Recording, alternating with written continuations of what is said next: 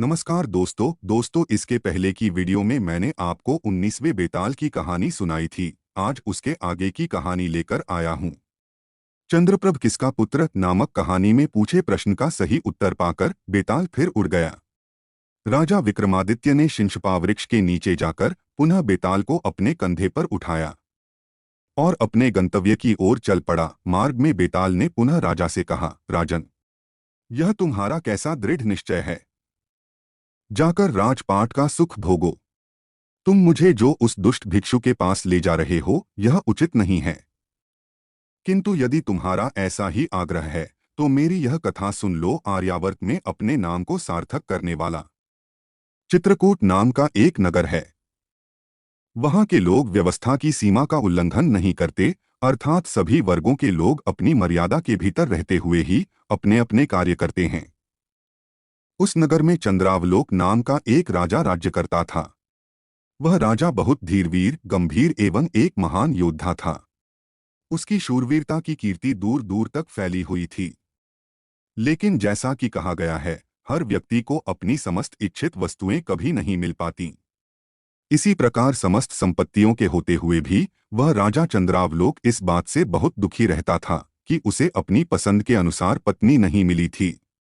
एक दिन वह अपने मन का उद्वेग मिटाने के लिए घोड़े पर सवार होकर अपने अनुचरों के साथ वन में शिकार खेलने गया। वहां उसने कई दुर्दांत हिंसक पशुओं का शिकार किया। एक सिंह का शिकार करने की इच्छा से वह अकेला ही उस विकट वन में घुस गया।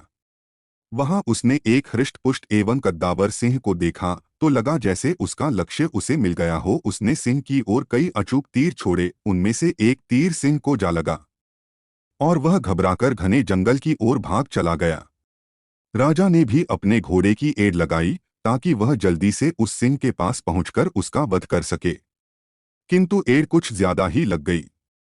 उसका घोड़ा राजा के पांव की एड़ एवं चाबुक की फटकार सुनकर बेहद उत्तेजित हो उठा।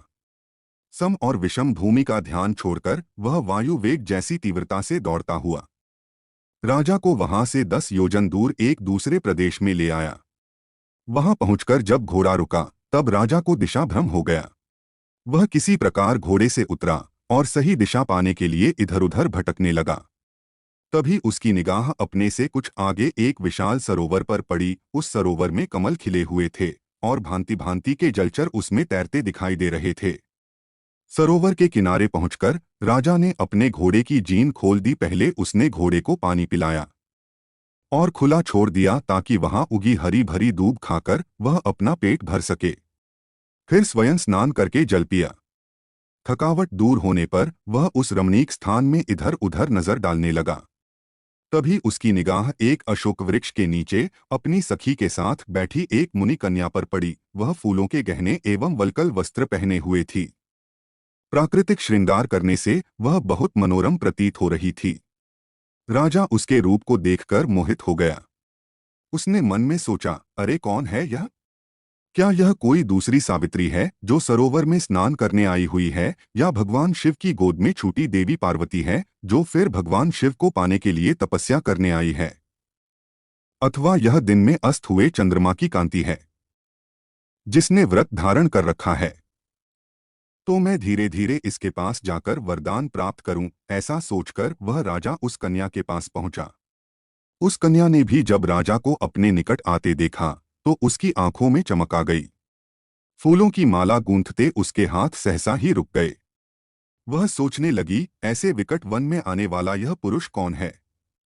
कोई विद्याधर है या कोई सिद्ध? इसका रूप तो मेरी आंखों को चकाचौंध किए दे रहा है। मन ही मन ऐसा सोचकर लज्जा के कारण तिरछी नजरों से देखती हुई वह उठ खड़ी हुई। यद्यपि उसके पांव जकड़ से गए थे तथापि वह जाने को उद्यत हुई। तब चतुर और विनम्र राजा उसके पास पहुंचा और बोला, सुंदरी, जो व्यक्ति दूर से आया है, जिसे तुमने पहली बार देखा है और जो तुम्हारा दर्शन मात्र चाहता है, उसके स्वागत सत्कार का तुम आश्रम वासियों का यह कैसा ढंग है कि तुम उससे दूर भागी जा रही हो? राजा के ऐसा कहने पर उस कन्या की सखी ने, जो राजा के समान ही चतुर थी, राजा को वहां बिठाया और उसका आतिथ्य सत्कार किया। उत्सुक राजा ने विनम्र स्वर में पूछा, भद्रे, तुम्हारी इस सखी ने किस पुण्यवान वेश को अलंकृत किया है? इसके नाम के वे कौन से अक्षर हैं जो कानों में अमृत उड़ेलते हैं और इस निर्जन वन में पुष्प के समान कोमल अपने शरीर को ऋषि मुनियों जैसी चर्या से क्यों कष्ट दे रही हैं? राजा की यह बातें सुनकर उसकी सखी ने उत्तर दिया, श्रीमंत, यह महर्षि कण्व की पुत्री इंदिवर प्रभा है। यह आश्रम में ही पाली पोसी गई है। इसकी माता स्वर्ग की अप्सरा मेनका है। पिता की आज्ञा से यह इस सरोवर पर स्नान करने के लिए आई है। इसके पिता का आश्रम यहाँ से अधिक दूर नहीं है। राजा यह बातें सुनकर बहुत प्रसन्न हुआ और घोड़े पर सवार होकर उस कन्या का हाथ मांगने के लिए कण्व ऋषि के आश्रम में पहुंचा। वहां पहुंचकर राजा ने मुनि के चरणों की वंदना की। मुनि ने भी उसका यथोचित स्वागत सत्कार किया।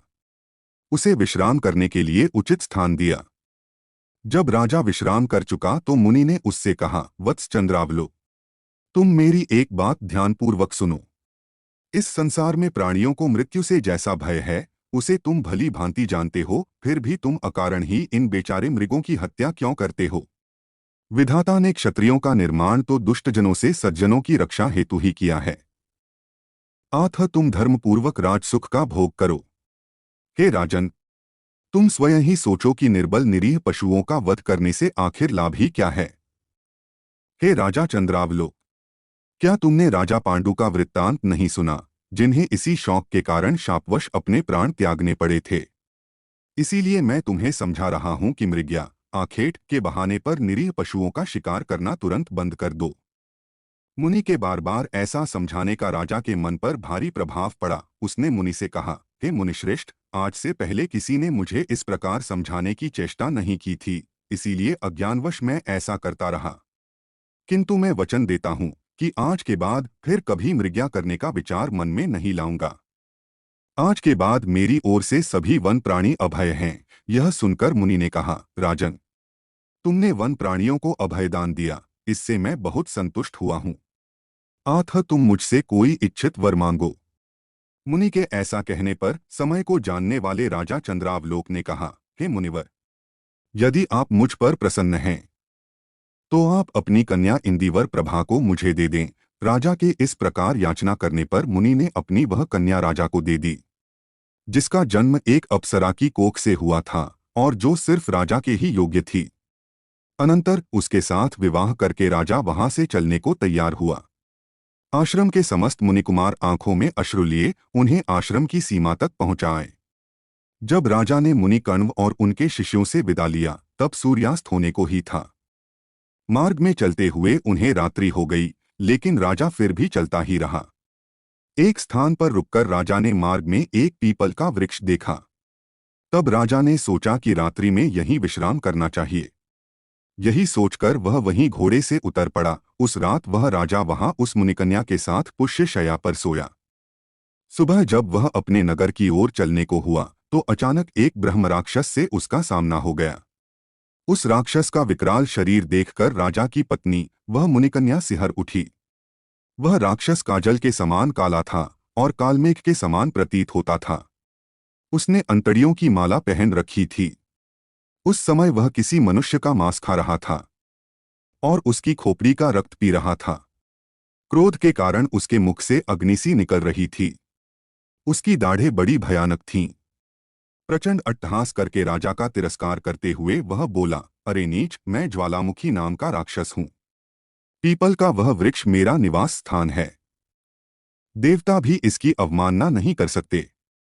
मैं रात को जब घूमने फिरने गया तभी तूने यहाँ रात बिताई। अब तू इस अविनय का फल भोग। अरे दुराचारी, वासना से तेरी सुध बुध जाती रही है। मैं तेरा हृदय निकालकर खाऊंगा और तेरा रुधिर पी जाऊंगा। राजा ने ब्रह्मराक्षस की बातें सुनी। ब्रह्मराक्षस बड़ा भयानक था। राजा ने महसूस किया कि उसे मार डालना किसी भी प्रकार संभव नहीं है। अतः उसने विनयपूर्वक कहा, अनजाने में मुझसे जो अपराध हुआ है आप उसे क्षमा कर दें। मैं आपके आश्रय में आया हुआ अतिथि हूँ, आपकी शरण में हूँ। मैं आपको मनचाहा आखेट ला दूंगा जिससे आपकी तृप्ति हो जाएगी। अतः क्रोध त्याग कर आप प्रसन्न हो। राजा की बातें सुनकर राक्षस कुछ शांत हुआ और उससे बोला, अगर तुम 7 दिनों के अंदर मुझे किसी ऐसे ब्राह्मण पुत्र की भेंट लाकर दो जो 7 वर्ष का होने पर भी बड़ा वीर हो, विवेकी हो और अपनी इच्छा से तुम्हारे लिए अपने को दे सके, और जब वह मारा जाए तो भूमि पर डालकर उसकी माता उसके हाथ और पिता उसके पाँव मजबूती से पकड़े रहें तथा तलवार के प्रहार से तुम ही उसे मारो, तो मैं तुम्हारे इस अपराध को क्षमा कर दूंगा। नहीं तो राजन, मैं शीघ्र ही तुम्हें और तुम्हारे लश्कर को मार डालूंगा। प्राण जाने के भय से राजा ने तुरंत उसकी शर्त स्वीकार कर ली। तब वह ब्रह्मराक्षस तत्काल वहां से अंतर्ध्यान हो गया। राजा अपनी पत्नी को लिए घोड़े पर सवार होकर आगे चल दिया, लेकिन उसका मन बहुत उदास था। वह सोचने लगा, मैं भी कैसा पागल हूं जो उस ब्रह्मराक्षस की शर्त मान ली। भला वैसा उपहार मुझे मिलेगा भी कहाँ। मैंने प्राण जाने के भय से व्यर्थ ही उस राक्षस की शर्त स्वीकार की। इससे तो बेहतर था कि वह मुझे ही अपना आहार बना लेता।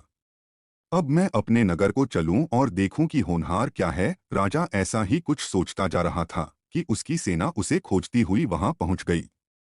तब वह अपनी सेना व अपनी पत्नी के साथ अपने नगर चित्रकूट में आया। राजा को उसके अनुकूल पत्नी मिली है, यह जानकर राजधानी में उत्सव मनाया गया। लेकिन मन का दुख मन में ही दबाए हुए राजा ने बाकी दिन बिता दिया।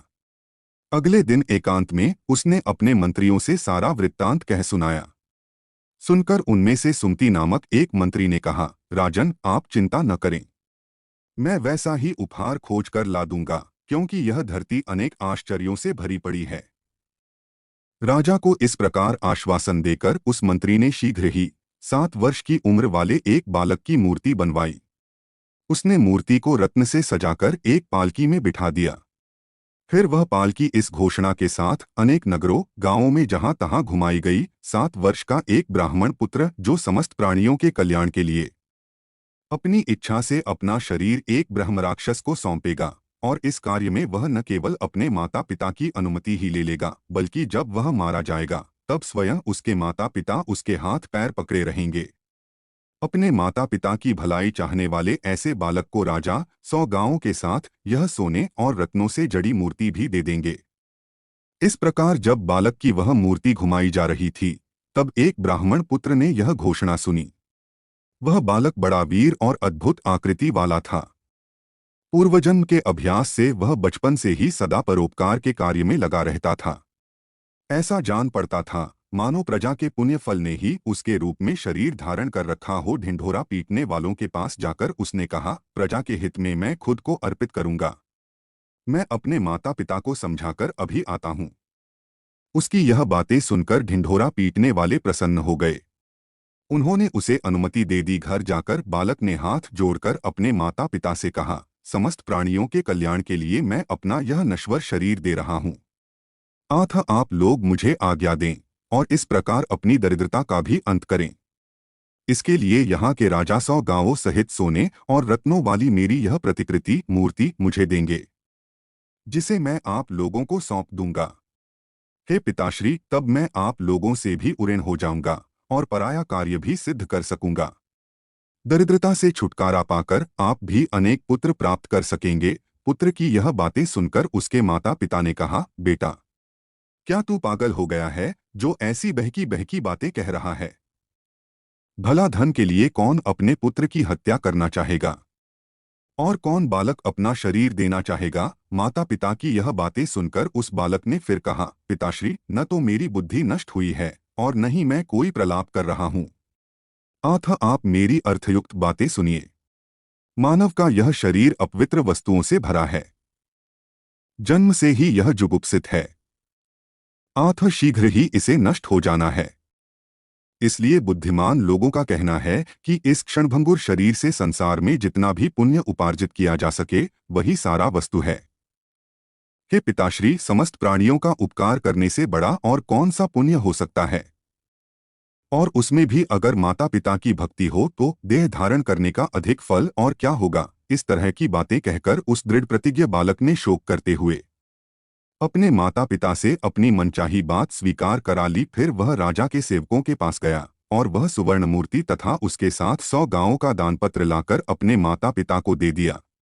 इसके पश्चात उन राजसेवकों को आगे करके अपने माता पिता के साथ वह शीघ्रतापूर्वक राजा के साथ चित्रकूट की ओर चल पड़ा। चित्रकूट में जब राजा चंद्रावलोक ने अखंडित तेज वाले उस बालक को देखा तब वह बड़ा प्रसन्न हुआ। उसने फूलों और चंदन के लेप से बालक को सजाया और उसे हाथी की पीठ पर बैठाकर उसके माता पिता के साथ उस ब्रह्मराक्षस के स्थान पर ले गया। उस पीपल के वृक्ष के निकट वेदी बनाकर राजा के पुरोहित ने विधिपूर्वक जैसे ही अग्नि में आहुति डाली, क्यों ही अट्टहास करता हुआ, मंत्र पढ़ता हुआ वह ब्रह्मराक्षस प्रकट हुआ। लाल रंग की मदिरा पीने के कारण उन्मत्त होकर वह झूम रहा था, जम्हाइयां ले रहा था और तेजी से सांसें छोड़ रहा था। उसकी आंखें जल रही थीं, मुख से ज्वाला निकल रही थी और उसके शरीर की छाया से दिशाओं में अंधकार सा फैला प्रतीत होने लगा था। राजा चंद्रावलोक ने उसे देखकर नम्रतापूर्वक कहा, भगवान, आज मेरी प्रतिज्ञा का 7वां दिन है। अपने वचन के अनुसार मैं यह मानव उपहार आपके लिए लाया हूँ। अतः आप प्रसन्न होकर विधिपूर्वक उसे ग्रहण करें। राजा के इस प्रकार निवेदन करने पर ब्रह्मराक्षस ने अपनी जीभ से होठों के किनारों को चाटते हुए उस ब्राह्मण बालक की ओर देखा। यह देखकर भी वह बालक तनिक भी नहीं डरा, बल्कि यही सोचने लगा कि इस प्रकार अपने शरीर का दान करके मैंने जो पुण्य अर्जित किया है उससे मुझे ऐसा स्वर्ग अथवा मोक्ष नहीं मिलना चाहिए जिससे दूसरों का उपकार न होता हो, बल्कि जन्म जन्मांतर में मेरा यह शरीर परोपकार के काम में ही आए। ज्यों ही उसने मन में यह बातें सोचीं, त्यों ही क्षण भर में फूल बरसाते हुए देवसमूह के विमानों से आकाश भर गया। अनंतर उस बालक को ब्रह्मराक्षस के सम्मुख लाया गया। माँ ने उसके हाथ पकड़े और पिता ने पैर। इसके बाद ज्यों ही राजा तलवार उठाकर उसे मारने चला, त्यों ही उस बालक ने ऐसा अट्टहास किया कि ब्रह्मराक्षस सहित सब लोग विस्मय में पड़ गए। अपना अपना काम छोड़कर हाथ जोड़कर वे उस बालक का मुंह देखने लगे। इस प्रकार यह विचित्र और सरस कथा सुनाकर बेताल ने फिर राजा विक्रमादित्य से पूछा, राजन, अब तुम मेरे इस प्रश्न का उत्तर दो कि प्राणांत के ऐसे समय में भी वह बालक क्यों हंसा था। मुझे इस बात का बहुत कौतूहल है। जानते हुए भी यदि तुम इसका कारण नहीं बताओगे तो तुम्हारा सिर अनेक टुकड़ों में खंड खंड होकर बिखर जाएगा। बेताल की यह बात सुनकर राजा ने कुछ इस प्रकार उसका निराकरण किया। हे बेताल, जो प्राणी दुर्बल होता है वह भय के उपस्थित होने पर अपने प्राणों की रक्षा के लिए अपने माता पिता को पुकारता है। उनके न होने पर राजा को पुकारता है, क्योंकि आर्तजनों की रक्षा के लिए ही तो राजा बनाए जाते हैं। यदि उसे राजा का भी सहारा नहीं मिलता तो फिर वह अपने कुलदेवता का स्मरण करता है। उस बालक के तो सभी सहायक वहां उपस्थित थे, लेकिन वे सब के सब प्रतिकूल हो गए थे। माता पिता ने धन के लोभ में उस बालक के हाथ पैर पकड़ रखे थे। राजा अपने प्राणों की रक्षा के लिए स्वयं उसका वध करने को उद्यत था और वहां देवता के रूप में जो ब्रह्मराक्षस था वही उसका भक्षक था। जो शरीर नाशवान है, जिसका अंत कड़वा है तथा जो अधिकाधिक जर्जर है, उसके लिए भी उन मूढ़मति वाले लोगों की ऐसी विडंबना देखकर उसे आश्चर्य हुआ। जिन शरीरों में भगवान ब्रह्मा, भगवान विष्णु, देवराज इंद्र और भगवान शंकर का निवास होता है वे भी अवश्य नष्ट हो जाते हैं, और उसी शरीर को स्थिर बनाए रखने की इन सब में कैसी विचित्र वासना है। वह बालक उन लोगों की देह ममता की यह विचित्रता देखकर अचरज में पड़ गया और अपनी अभिलाषा को पूर्ण जानकर प्रसन्न हुआ, और इसी आश्चर्य व प्रसन्नता से वह हंस पड़ा था। राजा विक्रमादित्य जब ऐसा कहकर चुप हो गए तब वह बेताल अपनी माया के बल से विक्रमादित्य के कंधे से गायब होकर फिर अपनी जगह पर जा पहुंचा। राजा भी बिना आगे पीछे देखे शीघ्रतापूर्वक पुनः उसके पीछे पीछे चल पड़े। बड़े लोगों का हृदय समुद्र के समान होता है, उसे किसी भी तरह से क्षुब्ध नहीं किया जा सकता। दोस्तों, आपको यह 20वें बेताल की कहानी कैसी लगी, कृपया हमें नीचे दिए गए कमेंट बॉक्स में कमेंट करके बताएं। और ऐसे ही मनोरंजक कहानियां सुनने के लिए हमारे चैनल को सब्सक्राइब करें। अगर आपको यह कहानी पसंद आई हो तो अपने दोस्तों के साथ अवश्य शेयर करें। धन्यवाद।